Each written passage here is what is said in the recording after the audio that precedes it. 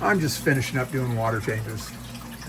These are the last two tanks here. This one's it's about 8.5 gallon. I got the white cloud mountain minnow in there. There's 4 of them. They haven't spawned. I don't know if they will. It's kind of like a little farm tank. There's a bunch of cherry shrimp in here too. And there's one. And I don't know if they're all boys, all girls, just don't like each other. Not a clue, but you know. And I figured all this Siswassa tang and Christmas moss be a great place to scatter eggs, but I've yet to see any fry. But anyway, and that's my 75, and I'm finishing up here. I've been at this most of the day out here. I don't know what time it is. It's after, I guess I can look at the clock. Let's see. Yeah, it's just after 4. Don't know if you could hear that. It's just after 4. Pacific time. I'm on the West Coast, sort of. Not so close to the coast anymore. We're out in the desert now. About an hour from the Arizona border. Anyway, this is my 75. I did a video on how I made this, where I cut all the rock here. And that was fun. That was a fun project. This rock is a son of a bitch. Really hard. I think it's a metamorphic rock.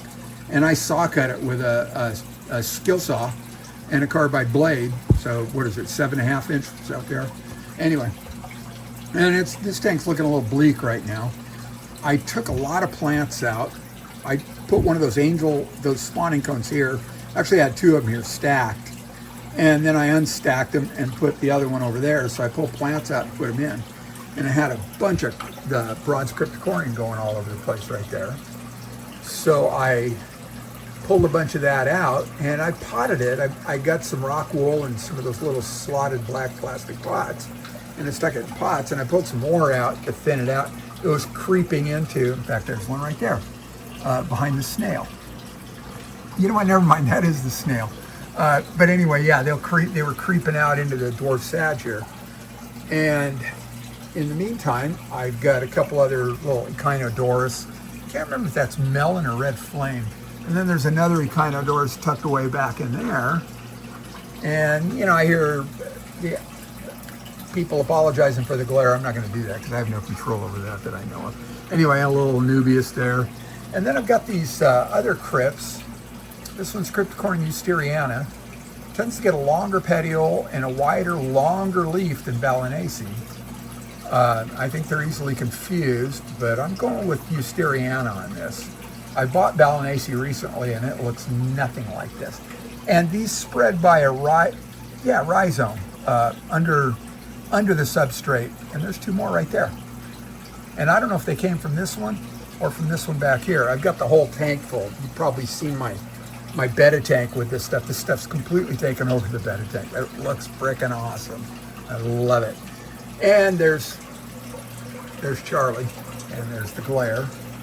And Joe's tucked away behind the rock. She's adorable.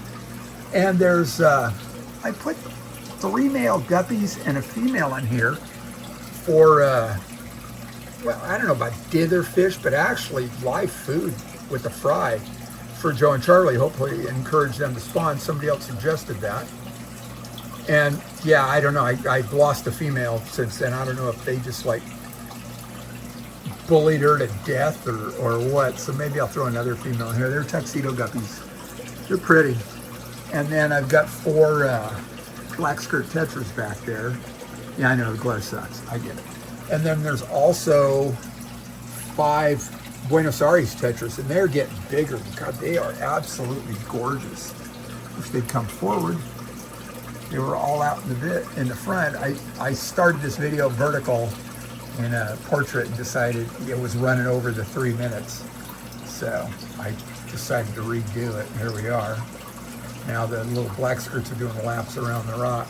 And then there's Bronzinius cories in here, and once upon a time I put about a dozen clown plecos in here. And about a month later I saw one, and I haven't seen any since, and that's been, got to be over a year now. Not a clue where they all went. They must have all just died. Usually fish come forward and die. It's kind of like their way of gloating. You spent all this money on me, I'm dead. I don't know. There's those guys back in there. I really like those Buenos Aires tetras. They're just gorgeous fish. And that rock stack. And there's a little Anubias up there. And this pothos has just gone ape doo-doo. and something called, if I can remember, Syngonian. Took a little piece of it from my wife and just stuck it on top here. And it's, yeah, that's it. Yeah, I don't know, it's back there. It's just setting on the rock. Anyway, it's grown. So, and this pothos is gone. Absolutely ape doo-doo. And I don't know where, oh yeah, it's going up here. Going up and over. Yeah. So anyway. So I thought I'd share this with you because I'm sitting here waiting for this to finish a water change. I've got it on my automatic fill. Well, not so automatic. I plug a hose in.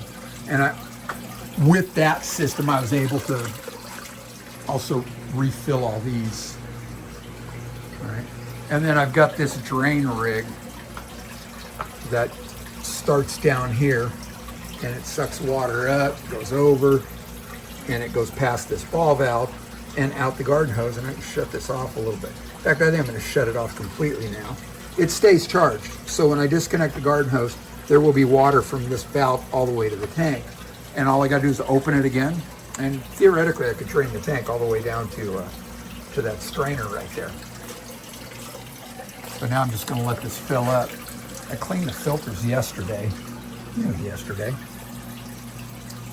and I was let this run for a while. I'll let it fill up, and then I'll dose it with some Seachem Safe. But I like this tank. It's been a lot of fun. This was an offer up tank. I think I paid 45 bucks for it, and it came with a stand.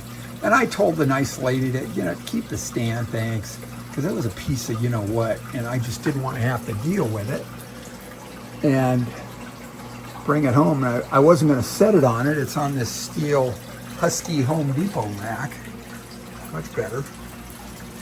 Let's see if we can get these little guys. They're not playing now. Everybody's hiding right now because they know I'm talking to y'all.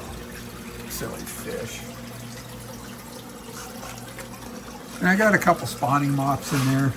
That was at the suggestion of somebody else that the fish might, spawn in it. Nah, they never have. I'll just leave them in there. They don't look great, but, maybe they will, take it up.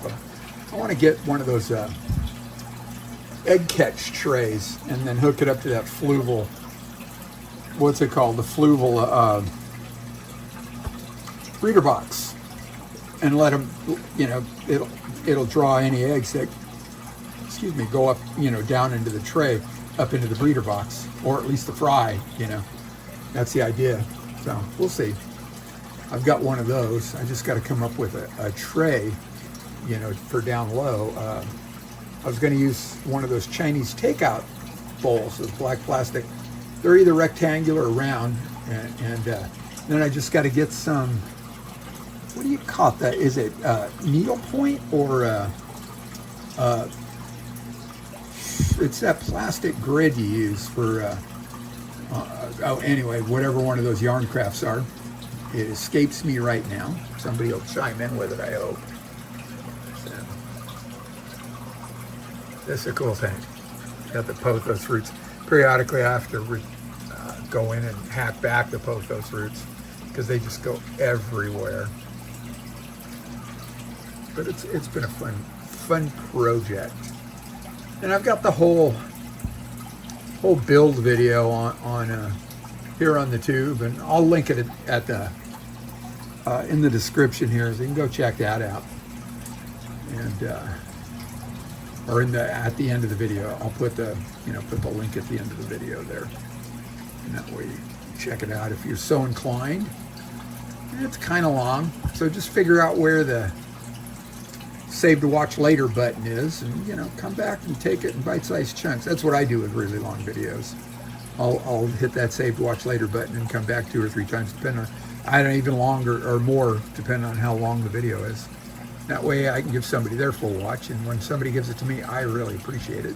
That helps the channel. The channel's growing, and it's all because of you guys, and I really am grateful for that.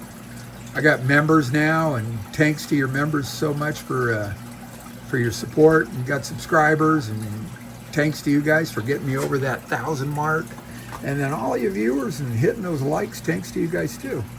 So anyway, happy Thanksgiving. That's tomorrow. For those of you that celebrate that, love y'all.